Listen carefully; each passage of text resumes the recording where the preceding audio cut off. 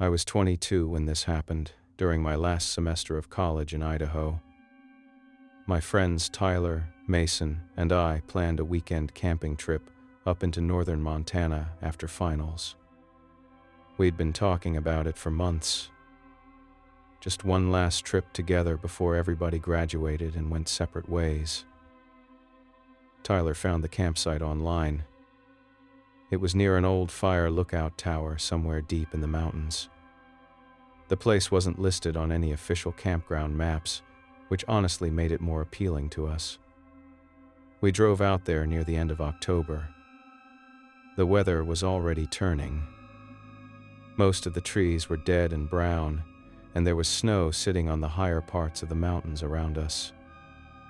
The drive took forever.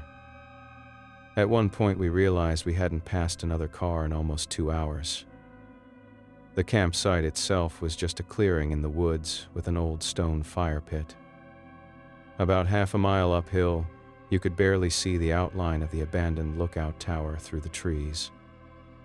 The thing looked like it hadn't been used in decades. The first day was normal. We hiked around for a while, drank beer near the fire, and mostly just relaxed. The woods were quiet, but not unusually quiet. The first weird thing happened sometime during the night. I remember checking my phone afterward because the time stuck with me. 2:13 a.m. I woke up to a whistling sound somewhere out in the trees. At first it sounded far away. Just one short whistle.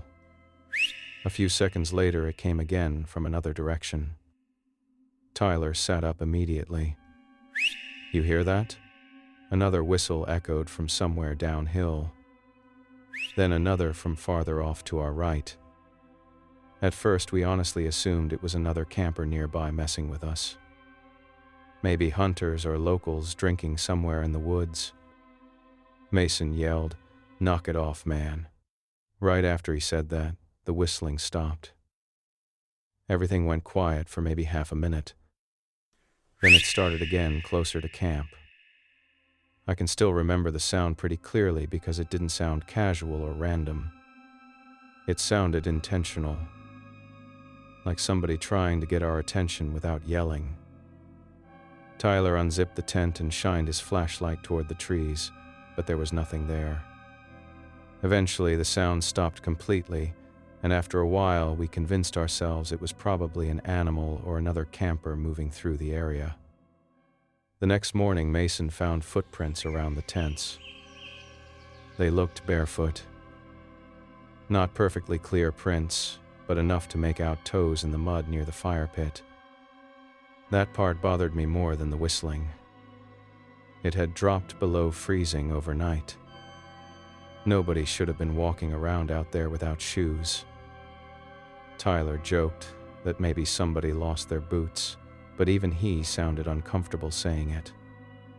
The mood changed after that. Nobody admitted it directly, but we all started paying more attention to the woods. Even small noises made conversations stop. That night, we stayed up later than usual by the fire, mostly because none of us really wanted to go back into the tents. Around midnight, Tyler joked that if the forest whistler came back, he was going to yell back this time. Not even a minute later, another whistle came from somewhere behind us. Mason nearly dropped his beer. This one sounded closer than before. Not right beside us or anything, but close enough that it immediately made the woods feel smaller. Tyler laughed nervously and said, "Okay, that's getting old." Nobody else laughed. We eventually put the fire out and climbed into the tents. Tyler and I shared one while Mason slept in the smaller tent beside us. At around the same time as the night before, the whistling started again. This time there were multiple whistles. Not all at once, but spaced out enough that it sounded like more than one person moving through the trees. That realization honestly scared me more than anything else. The whistles slowly circled around camp while staying just outside the light from our tents. At one point, we heard movement outside near Mason's tent. Then Mason spoke from outside. At first, I assumed he'd gotten up to pee, but his voice sounded confused. "Hello?" Tyler immediately sat upright. "Mason, get back over here." No answer. A few seconds later, we heard him walking away from camp toward the trees. I unzipped the tent and stepped outside with my flashlight. The cold hit instantly. I could see Mason standing near the tree line, maybe 30 yards away. Completely still. "Dude, what are you doing?" I yelled. He turned around slowly and said, "I thought you guys were over here." Right after he said that, a whistle sounded somewhere behind our tents. Close enough that all three of us heard it clearly. That's when Mason panicked. He suddenly backed away from the woods and started yelling that somebody was out there watching him. Tyler and I ran toward him with our flashlights, but whoever had been out there was already gone. At least we couldn't find anyone. We packed up almost immediately after that. None of us wanted to stay until morning. We threw everything into the truck and left half our gear behind in the rush. Mason barely spoke during the drive back. Whenever we asked what happened near the trees, he just kept saying he saw someone standing there between the branches watching him. A few days later, Tyler looked into the history of the old lookout tower online. Apparently, it had been abandoned after several hikers and hunters disappeared in the area back in the 1980s. There were rumors for years about squatters or drifters living deep in those woods. I don't know if that's connected to what happened to us or not. But Mason still refuses to talk about that trip. And every once in a while, usually late at night, I still catch myself thinking about that whistling sound whenever I hear noises outside my apartment.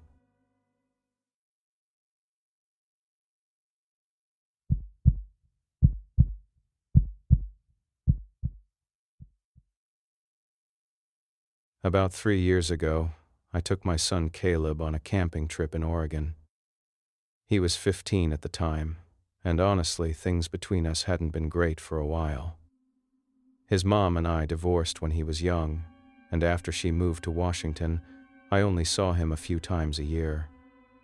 By the time this trip happened, conversations between us mostly felt forced. I figured 4 days out in the woods might help. I live in southern Oregon, so I picked a remote national forest area I used to hike in years earlier. It was isolated, especially during late autumn when most people stayed away because of the rain. And it rained almost non-stop the entire trip. The first day was actually decent. We hiked, cooked food, and talked more than we normally did. Nothing emotional or life-changing, but better than the awkward silence we usually had whenever we spent time together. On the second afternoon, we wandered farther off the trail than we probably should have. That's when we found the other campsite. At first, it looked normal enough. There was a tent, a fire pit, folding chairs, and a couple lanterns hanging from low tree branches nearby. The strange part was how recently it looked used. The fire wasn't burning anymore, but when I crouched near it, I could still feel warmth coming off the coals. There was a pan sitting beside the pit with food still inside it. Rainwater had started collecting in it, but not enough to wash everything out. I remember expecting somebody to come walking back through the trees any second, but nobody did. Caleb called out a few times. Nothing answered. No movement. No voices. Just rain hitting the trees around us. At first, I assumed the campers were probably nearby gathering wood or hiking, but the longer we stood there, the stranger the place started feeling. That's when I noticed the photographs. They were clipped to a line tied between two trees near the tent. Old family photos. Most of them looked faded and worn from age. The people in them were dressed like it was the late 70s or 80s. One photo had Summer 1987 written across the bottom in faded marker. I remember staring at it because it didn't fit with everything else around us. The camping gear looked fairly new. Modern tent, new coolers, expensive lanterns. But those photographs looked like they belonged to somebody who hadn't touched them in decades. Caleb asked if we should stay and wait for whoever owned the campsite. I said no immediately.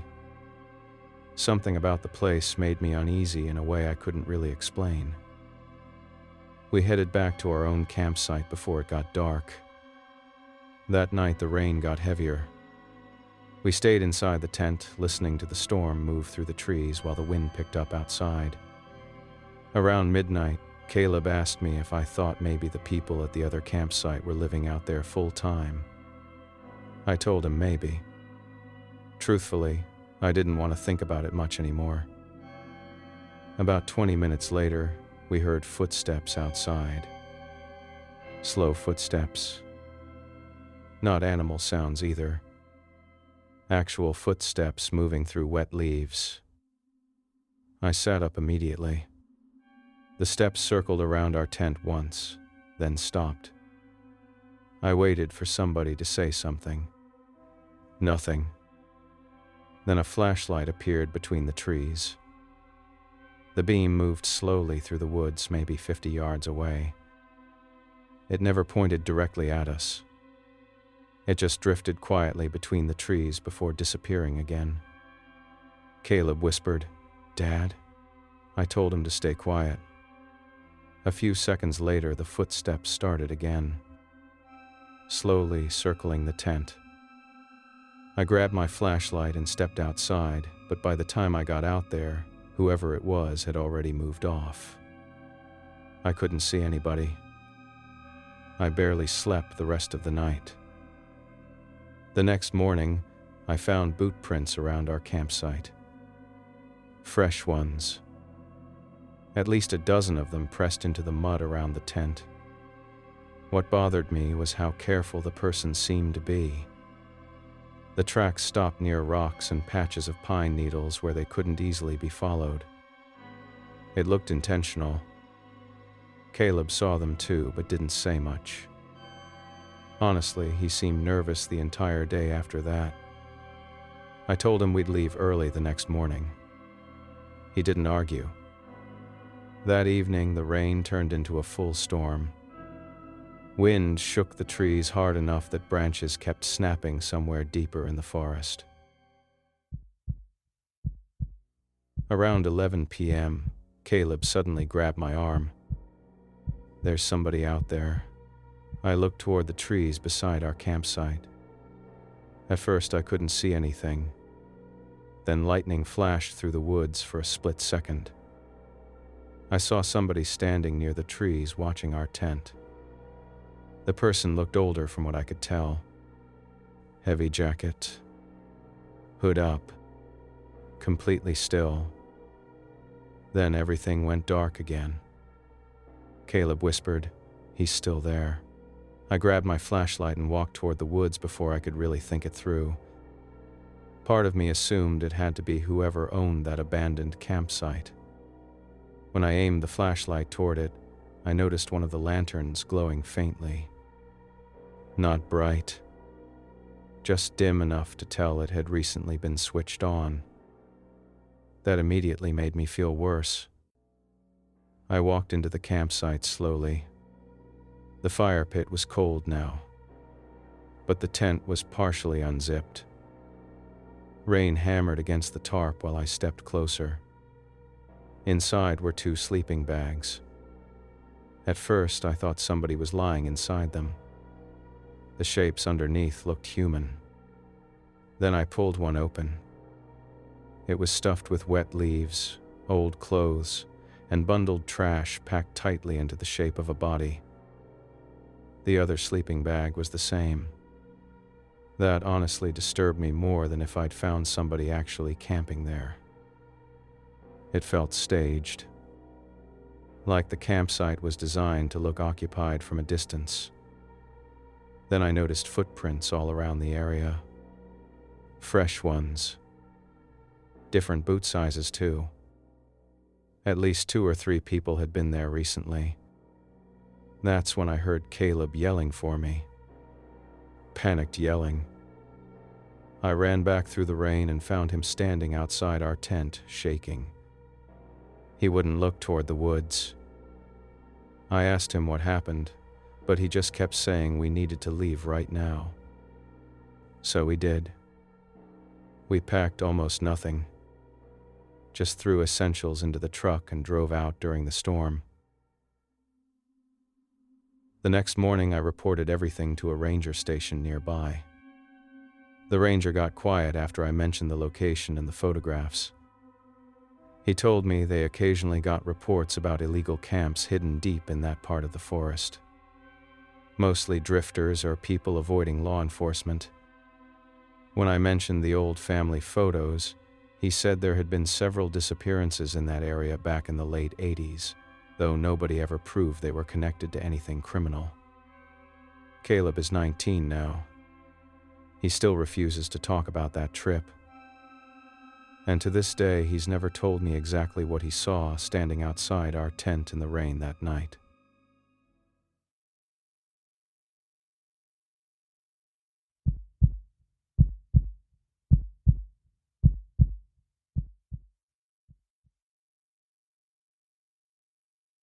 Back in 2019, my girlfriend Lauren and I ran a small hiking blog together. It wasn't anything huge. Mostly trail reviews, camping guides, and videos from places people normally didn't visit. I used to volunteer with search and rescue teams after leaving the military, so I was probably more comfortable in remote areas than most people. That summer, we decided to explore part of the Appalachian Mountains in eastern Tennessee. The area wasn't popular with tourists, which was exactly why we picked it. A few locals at a gas station near the trailhead warned us not to camp near a ridge deeper in the forest. One older guy specifically told me there were people living off-grid up there who didn't like strangers wandering around. I figured he was exaggerating. Lauren thought the warnings were funny. We hiked most of the afternoon before reaching the ridge around sunset. The deeper we went, the quieter everything got. No trail markers, no other hikers. Nothing except wind moving through the trees. We set up camp in a small clearing near the ridge and filmed a little before dark. Everything felt normal at first. We ate dinner, talked for a while, and went to sleep around 11. The scratching started shortly after midnight. At first it sounded light, like branches brushing against the side of the tent. Slow. Deliberate. Scrape. Then silence. A few seconds later it came again from another side of the tent. I checked my watch. 12:17 a.m. Lauren whispered, "You hear that?" I told her it was probably an animal. Honestly, I believed that at first. Raccoons and stray dogs wandered campsites all the time. But after a few minutes, the sound started feeling wrong. The scratching kept circling the tent at a steady pace, stopping for a few seconds before starting again somewhere else. And I never heard footsteps. No leaves crunching, no branches moving. Just the scratching itself. I grabbed my flashlight and unzipped the tent enough to shine the beam outside. Nothing. The clearing looked empty. The scratching stopped for almost an hour after that. Then around 1 a.m., it started again. This time it sounded harsher, more controlled, like somebody dragging something metal across the fabric. Lauren sat upright beside me. "That's not an animal." I didn't answer, partly because I was starting to think the same thing. I stepped outside with the flashlight and searched around the campsite. No movement. No sounds except insects and distant wind. Then I noticed marks on the side of the tent. Long cuts running from near the top all the way down toward the ground. Not random tears either. Clean lines. I touched one carefully. The fabric had been sliced open, like somebody used a knife or something sharp. That immediately changed the situation for me. I searched around the clearing again and eventually found partial boot prints near the edge of the trees. The ground was damp enough to hold tracks, but whoever had been there stayed mostly on rocks and pine needles where they wouldn't leave much behind. That felt intentional. When I climbed back inside the tent, Lauren looked genuinely nervous for the first time all trip. She quietly asked if we should leave. I told her we'd head out at sunrise. I still regret that decision. Around 2 a.m., Lauren shook me awake again. Listen. At first I couldn't hear anything. Then I noticed voices somewhere outside the tent. Very low. Too quiet to understand clearly. At first I thought maybe it was the wind carrying sound through the trees from another campsite, but after a few seconds I realized the voices were close. Close enough that they were definitely somewhere near us. It sounded like more than one person whispering back and forth. Lauren grabbed my arm hard enough to hurt. Then somebody outside quietly said, "Open the tent." I felt my stomach tighten immediately. The voice sounded calm. Not aggressive, not loud, which honestly made it worse. I shouted that I had a knife and told whoever was out there to leave us alone. No response. Then the scratching started again. Faster this time. Moving around the tent in circles. Lauren started crying quietly beside me. I remember sitting there gripping the knife and staring at the tent wall, expecting somebody to slash their way through it. But nobody did. At exactly 2:53 a.m., everything stopped. No scratching. No whispering. Nothing. The silence felt worse than the noise. Then something heavy pressed down onto the roof of the tent. The nylon sagged inward slowly above us. Not enough to collapse it, but enough that I could clearly see the shape of somebody crawling across the top. The fabric stretched and creaked under the weight. Slowly, the person moved from one side of the tent to the other. Lauren grabbed onto my arm so tightly I could barely move. Neither of us said anything. Then whoever was on top of the tent stopped moving completely. A few seconds later, another voice spoke somewhere outside. "You should leave." The tone was calm, almost casual. That scared me more than somebody yelling would have. There was something controlled about it. Like whoever these people were, they'd done this before. Lauren started panicking beside me, and honestly, I wasn't far from it myself at that point. I cut straight through the side of the tent with my knife, grabbed her arm, and we ran. I didn't care about the gear anymore. We sprinted through the woods toward the truck without looking back. Right before we reached the trail, I glanced behind us once. I could see at least 2 people standing near the campsite. Neither of them moved. They were just watching us leave.